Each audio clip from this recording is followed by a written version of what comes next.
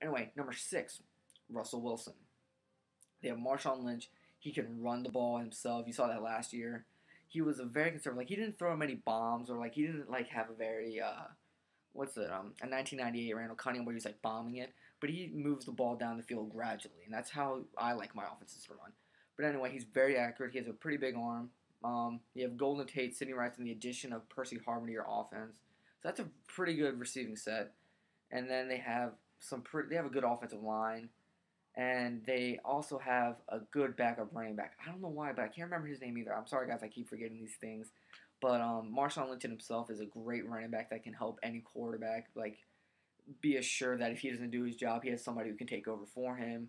Or hey, if no one's open downfield, you can just throw it off to him. He's going to get you 10 yards easily. But even still, I think Percy Harvin adding them to the team is just tremendous. That's probably one of the biggest additions to a team in like this last offseason. I'm sorry, this last offseason. That's probably one of the biggest moves apart from the Wes Welker and Colin Bolden thing. I think it's like the third best. Anyway, let's move on. Number 5, Tom Brady. Um, I think Tom Brady. This is my opinion, guys. I think he's a little bit overrated. He's a very smart quarterback. He's very smart. He has a pretty big arm and he's very accurate. But I think he's been blessed to have such a great team around him. We're going to see how well he does this year. The fact that he lost both the 1 and 2 receivers team, Brandon Lloyd and Wes Welker, we're really going to see how well he plays. He still has Rob Gronkowski and Aaron Hernandez, but the thing is, Gronk has been having some problems with the injuries.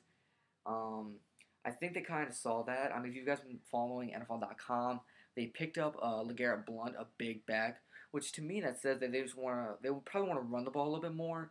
That might be me just overreacting to the whole trade thing.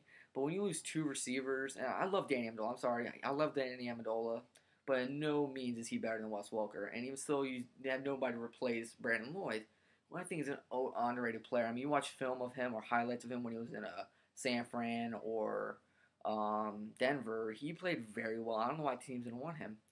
Anyway, let's move on. Number 4, Drew Brees. I don't care what you say about this guy. He's 5'11". I don't know how much he weighs, but he's 5'11". He can move in the pocket. He's not like he's not a Colin Kaepernick mobile, but he's mobile in the pocket. He has good feet. He's very accurate. He's probably one of the most accurate quarterbacks in the NFL, and he holds the record for most passing yards in a single season, which says enough about him. He also has Marquise Colston, Lance Moore. I think Devery Henderson is still on the roster. Darren Sproles. They have Pierre Thomas, Mark Ingram. They have running backs by a surplus. Their offensive line is tremendous. And then you still have Jimmy Graham. I mean, that's probably one of the most complete offenses in terms of depth and actual talent. It's scary how well this team could play. And I'm really shocked that they had a losing record last year. But anyway, they have Sean Payton back. He's primed to have another phenomenal year. One of like, where he threw 5,200, 5,300 yards. Anyway, let's move on. Number 3. Number 3, Colin Kaepernick. I know this is like, he only played like 6 or 7 games last year, or how many he played, but the dude can run. He can run, he can throw. They have running backs, a lot of running backs. They have a dominant offensive line. Vernon Davis, in my opinion, is probably the best tight end in the NFL. And then you have Michael Crabtree. Oh, and then you also added Anquan Bolden. I don't know how teams are going to be able to stop this. I mean, the quarterback is faster than some of the guys in the secondary. The receivers are stronger than the linebackers. Then you have Frank Gore. You have Frank Gore, who is probably in like the last 5 years another underrated player in my opinion. He's tough as hell. He's not very fast. He's not very strong, but he's tough and he falls forward consistently. Anyway, let's move on. Number 2, Aaron Rodgers. Man, this dude, he makes it look so effortless. And the fact that they added Eddie Lacy is going to help him out. I mean, could you imagine a 4-wide spread? Let's go James Jones, Jordy Nelson, Randall Cobb, Michael Finley. They're spread out. Then you put Eddie Lacy. So the defense is spread out, and then you have this big running back. That's gonna allow teams to like have that in the back of their mind. Like defense is gonna have to think about that, and that's gonna have teams kind of compact. But then, hey, you can't do that because then you have Aaron Rodgers with all these weapons, and Randall Cobb's a monster. James Jones and Jordan Nelson find the end zone.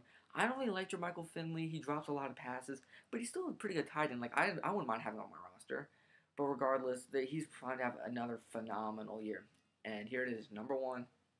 This is easy without a doubt. Number 1, Peyton Manning. Easily Peyton Manning. I mean, the whole Wes Welker thing, that is tremendous. That is so huge. I mean, you have Demaryius Thomas, very good. Eric Decker, very good. Then in the slot you have Wes Welker. I mean, right there, your three receivers are incredibly good. They can make any quarterback look good. But when you put Peyton Manning back there, let's think about this. Okay, he took that team to the conference championship in his first year with them, while also not playing an entire year of football. Now you give him more talent. He's gonna get in the like he's gonna start getting a rhythm again like he was. I mean, he did take a year off because of his neck injury, but he played a year. He got more talent. They also drafted Monty Ball. They still have Willis McGahee and Sean Moreno. I like Joel Dreesen and Jacob Tamme. They're both two good tight ends. And then their offensive line did tremendous last year. I mean, Peyton Manning was hardly ever touched. And I just think he's in for a great year. And then plus you have the defense, who I thought last year messed up like a lot in the conference championship against the Ravens. But even so, that's a good defense. I think that they're just gonna. I think the Broncos are probably gonna win the Super Bowl this year, either them or San Fran.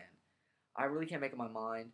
If they were to play each other in the Super Bowl, I don't know who would win, but I expect them both to play each other in the Super Bowl. That's what I'm just saying. Anyway, guys, that's my top 20 quarterbacks of that are going to be primed to have a great season. Like by production, this is all me thinking about talent and who I think will play the best in this upcoming season. Anyway, thanks for watching, guys.